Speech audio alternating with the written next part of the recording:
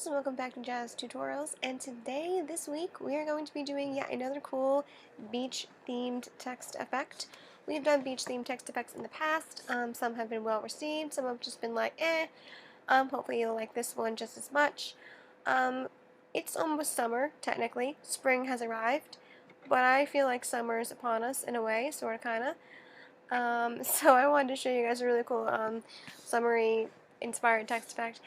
Now, I've seen similar text effects online that have tutorials based on this, but for me, I wasn't going to take their tutorial and do it for you guys in this channel because that, my friends, is copyright, and I do not like copyright. I try and take other people's inspirations and make them my own, so that way there's no copyright infringement involved in any way, shape, or form. So I'm going to be doing my own version of those kind of tutorials that I've seen, and maybe you'll like them, maybe you won't, I don't know. But let's get started. Now, you'll notice here in my layers, I have two backgrounds. Basically, I'm going to show you how one background could be different from the other, and vice versa, just because of the color change. So you'll understand what's going to happen when you have your own background, and how you can change the text to make it work for your background. I'm going to just use this one here to showcase this tutorial, but I'll again show you the other background as well, and how you can fit that so it suits your type of background. Alright, we're going to grab our type tool. I'm just using a font called Noteworthy. It was in my library of fonts, so I'm using it. But again, use any kind of a beachy themed type font if you have one. If you don't, you know where to go, dafont.com. They have a lot of cool stuff on there, a lot of good fonts. Alright, now the color can be any if you'd like, because we're not going to really be using any colored font, so if your font's like black or something, that's fine. We're going to get rid of it anyway, so leave it there. Don't change any of that. We're going to now use the type warp. The text warp is very nice sometimes, and I think for this tutorial it's very useful. We're going to select wave. Now, you can adjust the wave bend if you like, whatever you like, I don't really know. But I'm going to leave it right where it was at 50. And I'm going to now go over here, and I'm just going to transform it and just kind of rotate it a slight bit so that it kind of goes along with the seafoam right there. Perfect. Now, let's get rid of that fill because we don't need that right now. So go over here to your fill and select 0. Oh no, it's gone! It'll be available soon, don't worry. So now double click your layer, open layer styles, and we're going to start with the pattern overlay. Now, this pattern I found actually was in my Photoshop, believe it or not, automatically.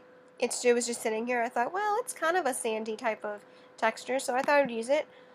Maybe you guys don't think it's sandy, but I think it's sandy enough, and I wasn't going to go online and find my own, so I'm like, oh, I'll just utilize this one. I'm going to set the opacity down to 80%. 80%. There we go. And the blend mode will be overlay. So there we have it. That's sort of where we're getting at. Now let's go over here to our inner shadow. Now this is where the color selection comes into play here. Where you have black already in there, we're going to now select a darkish color from the sand. That way it blends in very nicely. So I like that. There we go. And if you'd like to adjust any of these here, you may, but I'm not going to. I think it looks fine just the way it is. And then last style we're going to select is bevel and emboss. So we're going to select the style, emboss. And for this one, the direction needs to be down so that it's going into the sand. Perfect. Okay. And again, if you'd like to adjust any of these here, you may, but that's personal preference there. I'm just going to adjust the highlight and shadow mode, colors. So again, using your selector tool, just select colors that are from this lovely sand and water here. And they should blend in very nicely. Let's see. Something, no, those are the two of the same colors. Okay, sure, we'll go with that. Okay, so I've done a dark to light color there. And I can click OK because I'm really okay with what I have here. So it kind of blends in, sort of, kind of, but not necessarily. As you'll notice how the T is overlapping into the seafoam. I'm going to fix that so that it really looks nice. So now for this part, you need to rasterize your text layer because the smudge tool that we're using is not allowed in just regular text format. So go ahead and rasterize that layer by right-clicking, rasterize type. Then grab your smudge tool, which is over here below your gradient tool. Smudge it. And I'm just going to little smudge it just a bit so it blends in a bit over here. And again, if you don't like how you smudge it, you can always go back and fix it. So I'm going to now move that down just a bit because I don't want to smudge it too much, just a little bit. And by smudging it, you're kind of blending it in with whatever's there. So, yay for smudging. And if you'd like to smudge the other ones too, just so they kind of go in with it, you may, or you may not want to. I don't know. That's your preference. You do whatever you like. And then you can transform and move them in places and whatever suits your fancy. And you can keep going at it. You can just keep morphing it and see what looks good for you.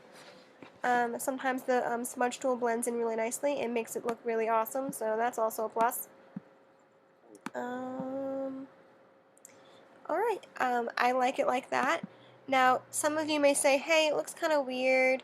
I don't like the inside, it's too bright. You can adjust the opacity on that if you'd like. Just go like that.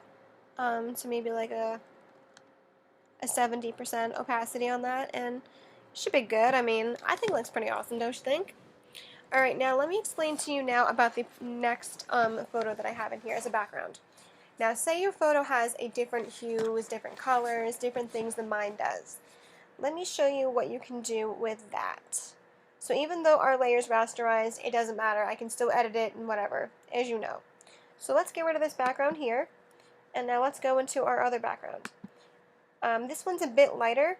Now, so if your background's a bit darker or a bit lighter, all you have to do is just adjust the colors that are in here. So like your inner shadows and your bevel and emboss colors, just go ahead and click on there. Get different colors from your background, like so. I like that. And something over here. And again, look at that. It blends in really nicely and it looks like sand and it looks pretty cool. So that's how you would actually change the colors in there and adjust it to certain photos. So that's basically it. I hope that was helpful to some of you. Hope you liked it. If you didn't like it for whatever reason, I apologize in advance. If you have any questions, concerns, or you have suggestions of a new video you want me to show you guys, or if you see a photo on the web you want me to try and recreate or something of that matter, hit me up in the comments below or my inbox here. I do answer back. Don't worry. I don't leave you hanging, I promise. And thank you all for watching and all that stuff, and I'll catch you later with a new and cool tutorial. Bye!